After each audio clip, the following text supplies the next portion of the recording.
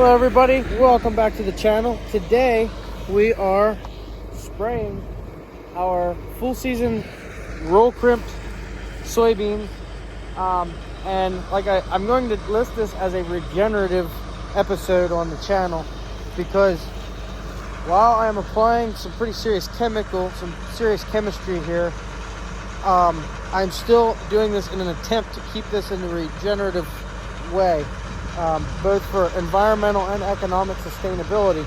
So if you look at this soybean field, this was planted early, when the early beans are planted, and then let's see, it was very beginning of May, I guess, planted. So like first week of May. I shouldn't say very early. Our planter tractor was broke down, but it was the first thing planted on our farm. We planted all of our other beans, and I planted these as late as possible before we switched over to corn. So beginning of May, I would say, and then about a week prior to Memorial Day, this crop was roll crimped when the soybeans were at the cotyledon stage. So if you're wondering there, then that would be, that's a cotyledon leaf.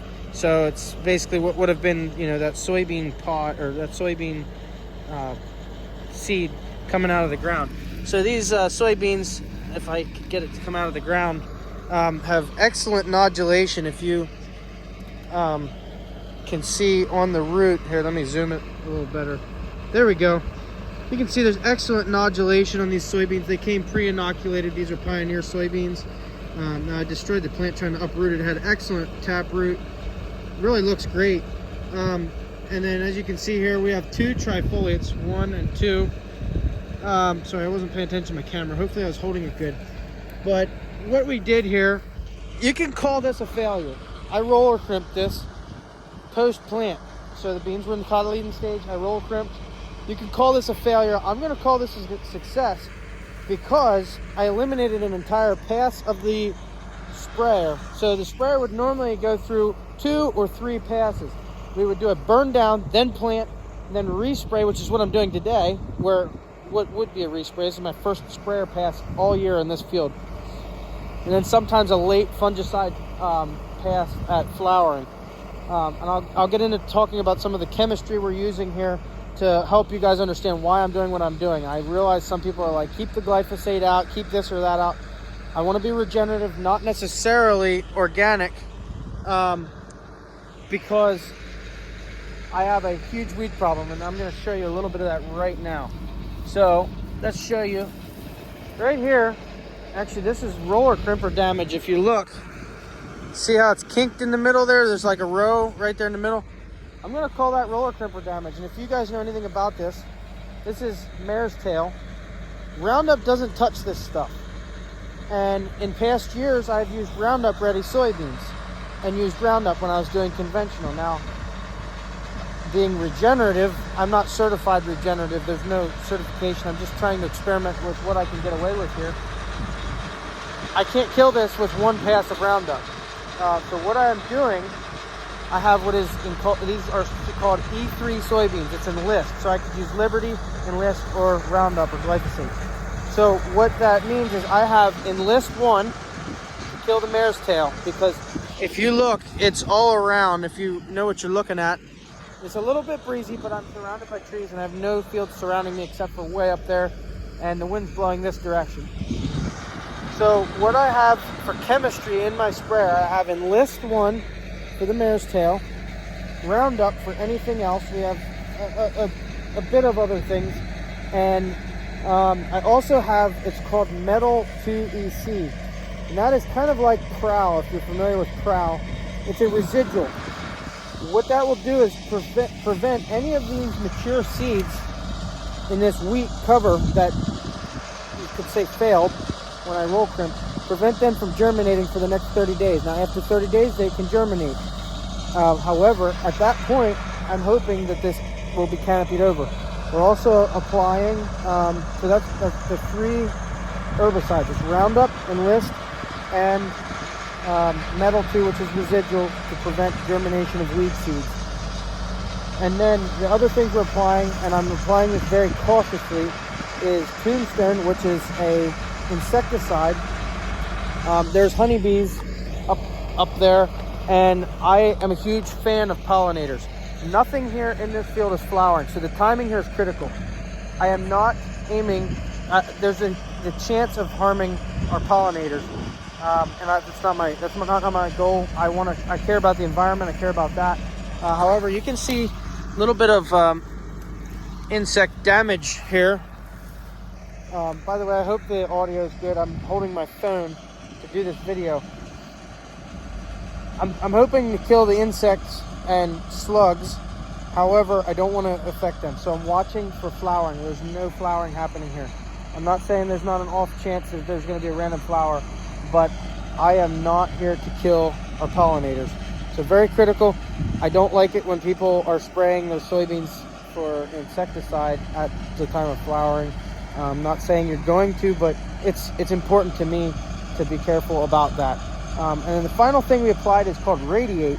Radiate is a foliar, they call it, it's technically termed as a growth regulator, but it actually is a hormonal thing that will help the soybean to grow more vigorously and canopy over. I think it affects the root growth, but therefore it also helps the nutrient uptake. Let's talk about some environmental or some economic side of things. So, like I said, you could call this a failure because look at that mess. Here's what I want to say. The soybeans here look just as far along, if not further maybe, as my dad's that were planted prior. They're not struggling. The only competition I have is some grass and this mare's tail, and the wheat is drying down. That wheat is trying to make a mature seed. It's not competition. So, yes, did it fail? Yeah, the wheat just popped back up. In a perfect world, I would have good money invested into this, and we would have planted all rye, which here's still some anthers on this rye. This was some bin run rye, so huge thing I've learned now that we got a roll crimper. You do not run bin run rye for a cover crop because it can be indeterminate. You want to have that thing all flowering at the same time. You know, this is some really late anthered rye. I can't believe it's still doing this. We're in the first week of June here walking through. And also we can see a little bit of some slug damage here, I believe. There's like no beans here. So this is 15 inches. Over down there, I have some 30-inch soybeans. We cut the population in half. These soybeans were planted at 100, I want to say it was 160,000 that I planted. That sounds right, I think I was supposed to put 170, I put 160,000. And then I found out half of my planter wasn't working. Check out that video. I asked, you know, do I replant? What do I do? Because the planter was slipping. The drive wheel was slipping. And my agronomist said, well, it sounds to me like you got a nice test plot. So this is our test plot. But as far as economic sustainability, I told you I was going to talk about that and I didn't. This is a failure on that part. But my burn down spray 2 years ago on full season beans cost me $3,500. This year cost me $0. There was no burn down. I spent $1,600 on this spray pass, which was respray, which I would have probably spent anyway if I was doing conventional. The only catch is I'm doing it about 2 weeks or 3 weeks earlier than usual, which is why I have that residual. So instead of $3,500, we're spending $1,600 plus Roundup. I'm going to buy the Roundup from my dad. I didn't actually get that ordered from the chemical company because Dad gets it in a bulk tote and I spray Dad's acres, so I owe Dad for about 11 gallons of Roundup. But let's say $2,000, and that is my chemistry for the year. Not saying we may not have a problem to come back and repair with some chemistry, but I'm going to go out on a limb and say this is it, the whole year. My plan going forward, my plan on this crop, full season beans, is to harvest this as early as possible. I made sure when selecting a seed variety to tell my seed salesman I want the earliest possible maturity date to harvest and dry down time. The reason for that is because my dad does custom combining, and if I tell him no, it's not ready, the combine goes to the guy who is ready. I want it to be ready when Dad is available to combine. For that reason, also, I want to be able to plant my cover crop at an early date because next year I would like to plant a corn crop. And I want to plant some legumes and cereal rye, maybe some other things for soil compaction and other benefits, but I'm mainly going for hairy vetch, cereal rye, or triticale, whatever you want to call it. So that's what I have here. If you got questions, feel free to comment. I don't know what I'm doing, so you know, if you can say, oh, don't do this or don't do that. I'm a dumb old farmer, but I care about my environment. I care about the world I live in. I care about my finances, and I love this rented ground that I get the blessing and opportunity to rent. I do want to steward this ground, and that's what God put us here to do. So I'm excited. These soybeans actually do look healthy, despite the fact that you can't see them through all of this wheat that didn't die with the roller crimper. Don't plant wheat and roller crimp it. Plant cereal rye. But the wheat was free because I harvested the wheat on this ground.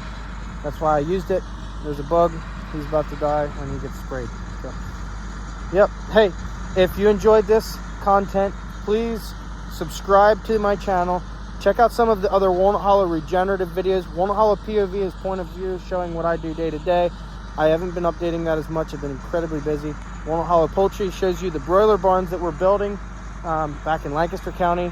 We're building some more in the future, but we built one, and I'm really excited about that. Pasture-raised chickens, whole new thing for my family. We never did that before, so check out Walnut Hollow Poultry, check out Walnut Hollow POV. And then for my experiments, because I love to experiment and see what I can do, check out Walnut Hollow Regenerative videos. There's some other stuff there. The video is getting a little bit long, and all I'm doing is yakking. So it's time for me to get back in that sprayer. In case you're wondering, before you yell at me, I'm not standing where I already sprayed. I sprayed behind me and above it, and I sprayed down there, but this is not sprayed. So I'm not standing in shorts where it was sprayed. So, hey, God bless you guys. Be safe out there. Check out some more of the videos, and stay tuned for more.